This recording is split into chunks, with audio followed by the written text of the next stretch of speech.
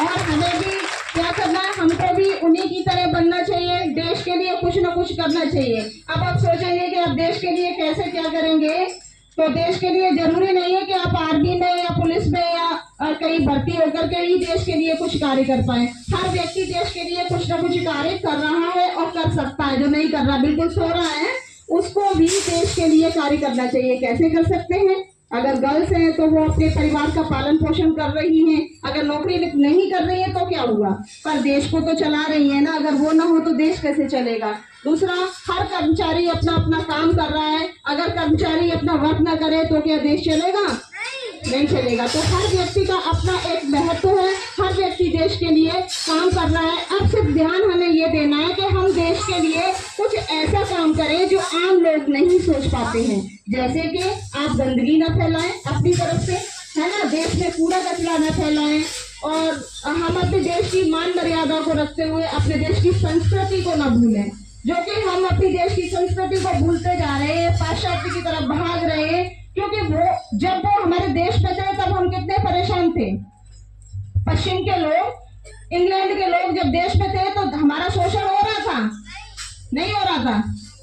अच्छा, हमारा शोषण हो रहा था उस समय बहुत ज्यादा, और अब हम उन्हीं को कॉपी कर रहे हैं अपने देश में स्वतंत्र होकर के। तो बताइए, तब भी हमारा शोषण फिर कौन करेगा? तब भी तो शोषण होगा ना जब हम उनको कॉपी करेंगे।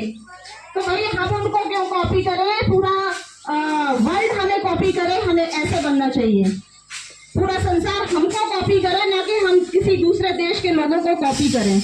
तो हमको अपने देश की शान बढ़ाने के लिए अपने देश की संस्कृति को ध्यान में रखना चाहिए, और खूब पढ़िए, डॉक्टर, इंजीनियर, और बड़े बड़े सपने देखिए। बड़े बड़े सपने देखना बहुत जरूरी है। जब आपके सपने बड़े होंगे तभी आप कुछ कर पाएंगे।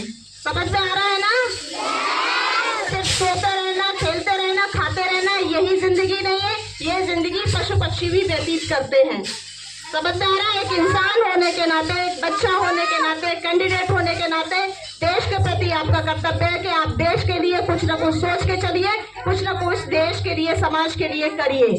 और इन्हीं शब्दों के साथ में मैं अपनी वाणी को प्राण देते हुए इस प्रोग्राम का आयोजन करते हैं। हमारे विद्यालय में 2 छात्राओं की आकस्मिक मृत्यु हो गई थी, इस वजह से हम ज्यादा कोई प्रोग्राम न करते हुए ध्वजारोहण करेंगे।